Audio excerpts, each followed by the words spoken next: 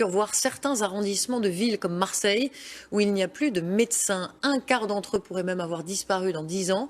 Isabelle Stess et Florian Lemoyle ont suivi 2 médecins, l'un qui prend sa retraite, l'autre qui arrive tout droit d'Italie. C'est notre immersion ce soir. En mars 2017, je mets la clé sous la porte. J'ai une patientèle qui est sympathique, dans un lieu agréable. Je ne trouve personne qui veut la reprendre. Je partirai avec grand regret devant le fait de dire à mes patients « débrouillez-vous maintenant ». Et pourtant, je n'ai pas d'autre solution, on m'en propose aucune autre. Bon.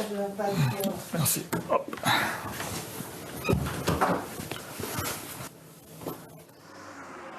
Cheval Blanc, un village de 4000 habitants dans le Vaucluse.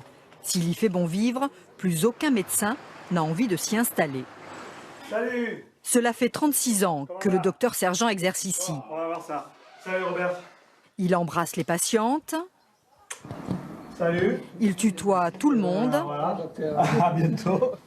Assieds-toi, passe-moi ta carte vitale. Oui, j'ai fait donc. Et lorsqu'il a annoncé son départ à la retraite, tous ont eu la même réaction.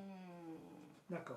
C'est une catastrophe pour notre village, c'est une catastrophe pour nous-mêmes, parce qu'on ne sait plus où aller.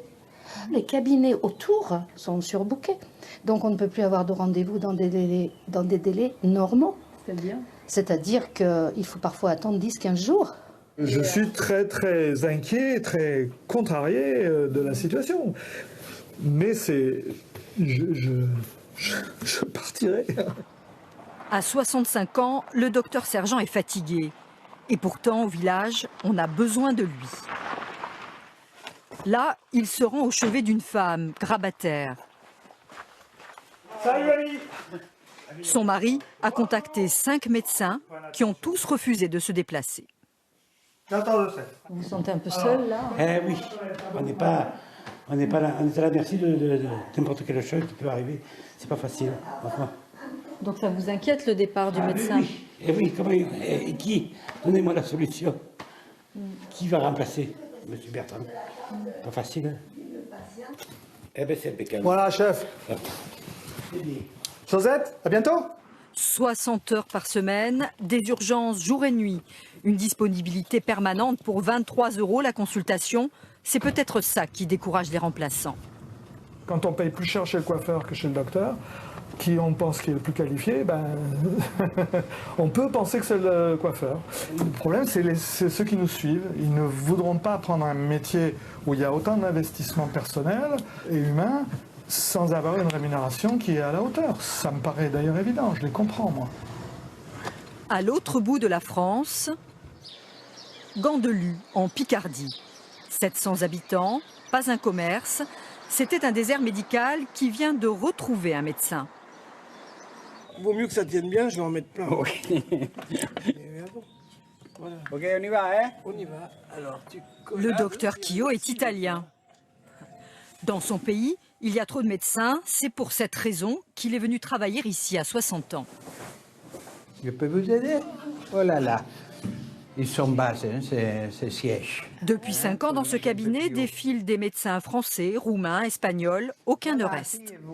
On commence avec vous alors, hein, avant les femmes et après les hommes qu'il peut attendre. Hein. Les patients ne savent plus à quel sein se vouer. C'est une question que je vais vous poser. Mais si on a une urgence. Vous m'appelez, j'arrive. Vous aurez mon numéro, il est là écrit privé. Et pour les visites domiciliaires ou pour l'émergence, vous pouvez toujours m'appeler. D'ailleurs, il a 19 appels en attente. 28 0 28 10. Comme tous les gens d'ici, cela fait plusieurs mois que ce couple d'octogénaires n'a plus de médecin traitant. Comme on savait que ce docteur allait arriver, on a attendu. Et nous sommes les premiers clients. L'infirmière du village, elle, espère qu'il ne désertera pas, comme tous ses prédécesseurs. Merci d'être là. Oh, merci. Je vous souhaite de rester avec nous longtemps, longtemps, longtemps. Ben, je pense que je n'irai jamais à la retraite.